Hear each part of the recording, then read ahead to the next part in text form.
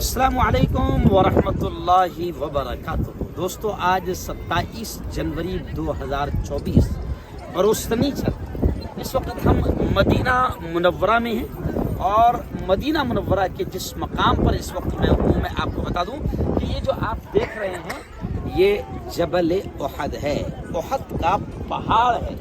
جی ہاں، مشہور جنگ جو اسلام کی ایک تاریخی جنگ رہی ہے وہ ہے احد کی جنگ۔ آپ کو یاد ہوگا کہ تقریباً 70 صحابہ کرام اس جنگ میں شہید ہوئے تھے اور پیارے آقا حضرت محمد مصطفیٰ صلی اللہ علیہ وسلم کا دندان مبارک بھی اس جنگ میں شہید ہوا تھا۔ یہ احد کا پہاڑ ہے اور احد کے پہاڑ کے بارے میں اللہ کے نبی صلی اللہ علیہ وسلم نے صاف طور سے یہ کہا ہے کہ احد مجھ سے ہے، میں احد سے ہوں۔ اور احد کے تعلق سے نبی پاک نے یہ بھی فرمایا ہے کہ یہ پہاڑ جنتی ہے، جنت میں ہوگا۔ خیر، آپ یہ پورا جو حصہ دیکھ رہے ہیں، یہاں پر مشہور جنگ ہوئی تھی احد کی۔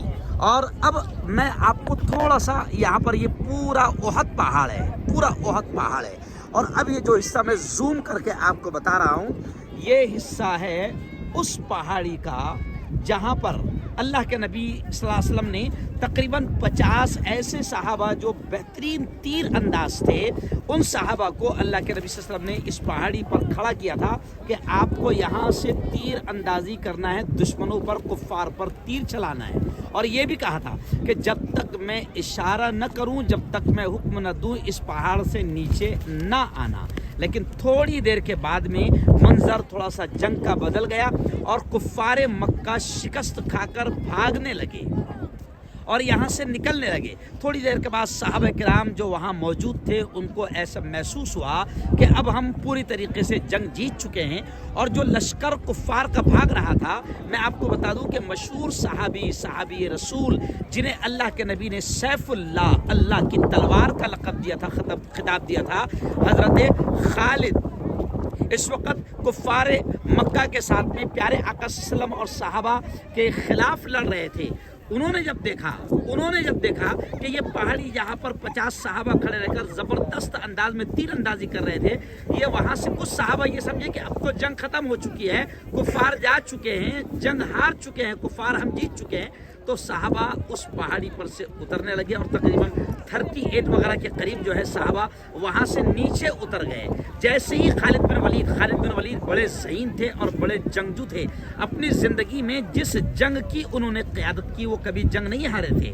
جب انہوں نے دیکھا حضرت خالد بن ولید نے کہ یہاں سے یہ پہاڑ خالی ہو چکا ہے، تو فوراً وہ پلٹ کر پوری فوج کے ساتھ میں، گھوڑوں سواری کے ساتھ میں تیز آئے اور اس پہاڑی پہ چڑھ گئے۔ اور پھر خالد بن ولید اور ان کے ساتھیوں نے یہاں سے زبردست انداز میں تیر اندازی کی، جس میں کہتے ہیں کہ 12 صحابہ تو اس پہاڑی پر شہید ہوئے۔ اور کل ملا کے پھر جنگ کا پورا منظر نامہ بدل گیا اور کل ملا کے یہ جنگ جو ہے شکست میں بدلنے لگی اور 70 صحابہ کرام یہاں پر اس جنگ میں شہید ہوئے تھے، جس میں امیر حمزہ پیارے آقا حضرت محمد مصطفیٰ صلی اللہ علیہ وسلم کے چاچا سید الشہداء کا لقب جنہیں دیا جاتا ہے، شہیدوں کے سردار، امیر حمزہ بھی اس جنگ میں شہید ہوئے تھے۔